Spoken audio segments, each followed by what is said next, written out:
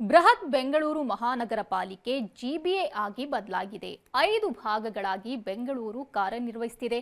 ಇದೀಗ ನಗರದ ವ್ಯಾಪ್ತಿಗೆ ಮತ್ತಷ್ಟು ಏರಿಯಾಗಳನ್ನು ಸೇರ್ಪಡೆ ಮಾಡುವುದಕ್ಕೆ ಜಿಬಿಎ ಸಜ್ಜಾಗಿದೆ. ಈ ನಿಟ್ಟಿನಲ್ಲಿ ಇವತ್ತು ಡಿಸಿಎಂ ಡಿಕೆಶಿ ರೌಂಡ್ಸ್ ಹಾಕಿದ್ರು.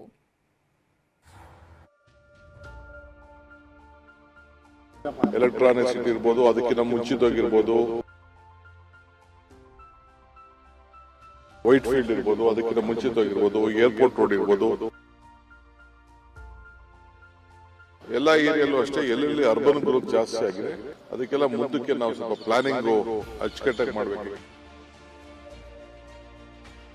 ರಸ್ತೆ ಗುಂಡಿಗಳ ಬಗ್ಗೆ ಸಾಲು ಸಾಲು ದೂರು, ಕಸದ ಬಗ್ಗೆ ನಿತ್ಯವೂ ಕಂಪ್ಲೇಂಟ್.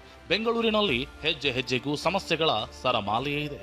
ಇದರ ನಡುವೆ ಇವತ್ತು ಡಿಸಿಎಂ ಡಿಕೆ ಶಿವಕುಮಾರ್ ನಗರದಲ್ಲಿ ರೌಂಡ್ಸ್ ಮಾಡಿದ್ರು. ಆದರೆ ಅವರ ಸವಾರಿ ಹಿಂದಿನ ಕಾರಣವೇ ಬೇರೆ ಇತ್ತು.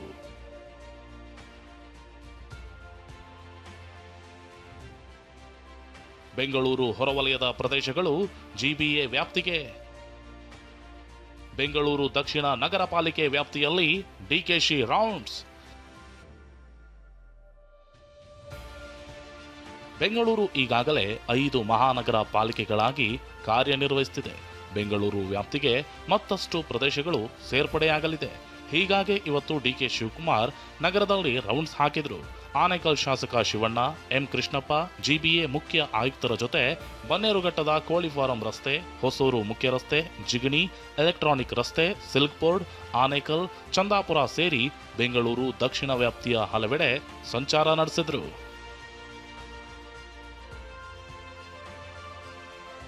ರೌಂಡ್ಸ್ ನಡುವೆಯೇ ಡಿಕೆಶಿ ಕಸ ಹಾಗೂ ರಸ್ತೆ ಗುಂಡಿಗಳ ಬಗ್ಗೆ ಅಧಿಕಾರಿಗಳಿಗೆ ತಾಕೀತು ಮಾಡಿದರು. ತ್ವರಿತಗತಿಯಲ್ಲಿ ರಸ್ತೆ ದುರಸ್ತಿ ಮಾಡುವಂತೆ ಖಡಕ್ ಸೂಚನೆ ಕೊಟ್ಟರು.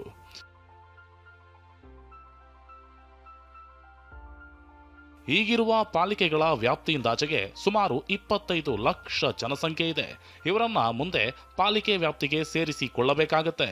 ಹೀಗಾಗಿ ಜಿಬಿಎ ವ್ಯಾಪ್ತಿಗೆ ಸೇರಲು ಅರ್ಹತೆ ಇರುವ ಗಡಿಭಾಗದ ಪ್ರದೇಶಗಳನ್ನ ವೀಕ್ಷಣೆ ಮಾಡಿದ್ರು.